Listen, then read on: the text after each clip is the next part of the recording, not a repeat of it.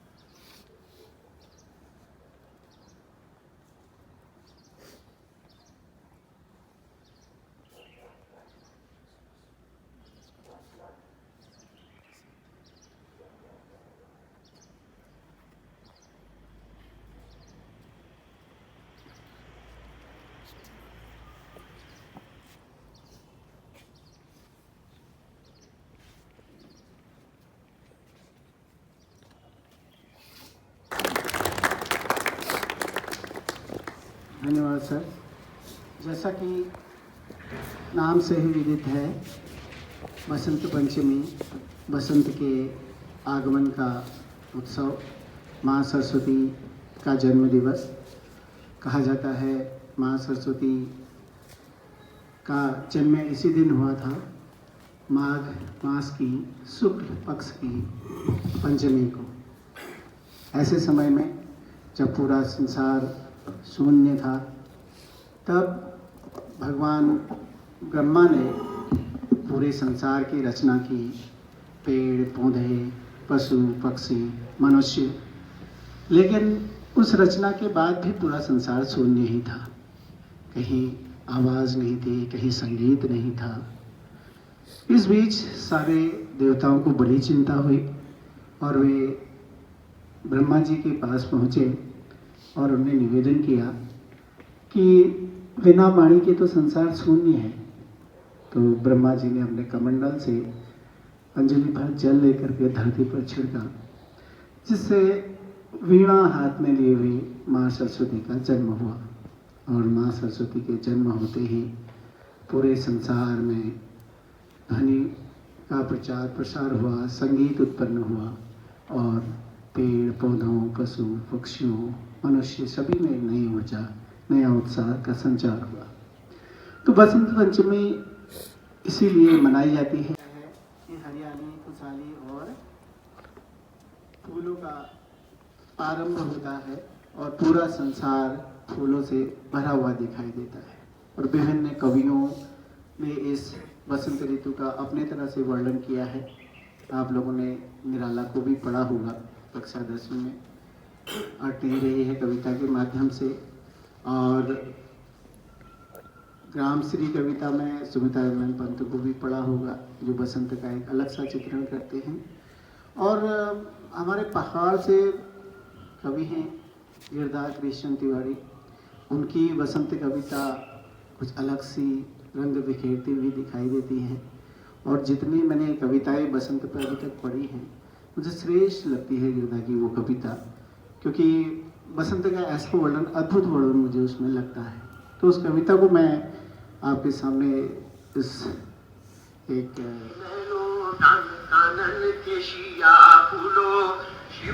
के मारी मुट्ठी रंग की सारही वाल है बुझ रंगीलो। शिवजू के मारी मुट्ठी रंग की सारही वाल है बुझ का अपना बसंत वर्णन था, और जिसमें शायद मौनी भाषा होने के कारण आपकी समझ में थोड़ा कमी आया होगा। वे कहते हैं कि जिस प्रकार से बसंत ऋतु आई है, तो शिव जी को रंग की एक मुट्ठी मार दी गई है और वे जो भभूत से रंगे शिव हैं वो जा गए हैं और चारों ओर बसंत का आगमन हो जाता है।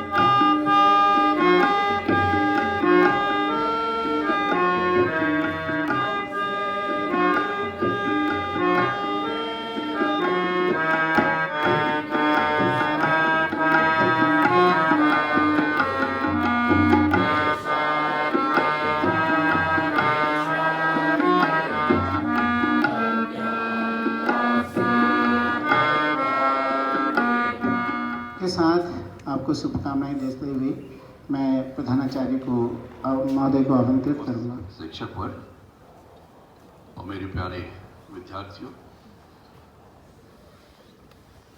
6 ऋतुओं में से जिस ऋतु का वर्णन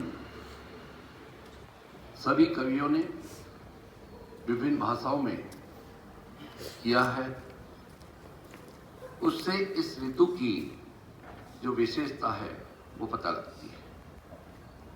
तो आज बसंत ऋतु के इस पावन पर्व पर, जिसे हम बसंत पंचमी कहते हैं, मैं पूरे स्कूल परिवार की ओर से मां सरस्वती को प्रणाम करता हूं और मां सरस्वती से हमेशा यही प्रार्थना करूंगा कि मां आपका आशीर्वाद हम सब के ऊपर सदैव बना रहे।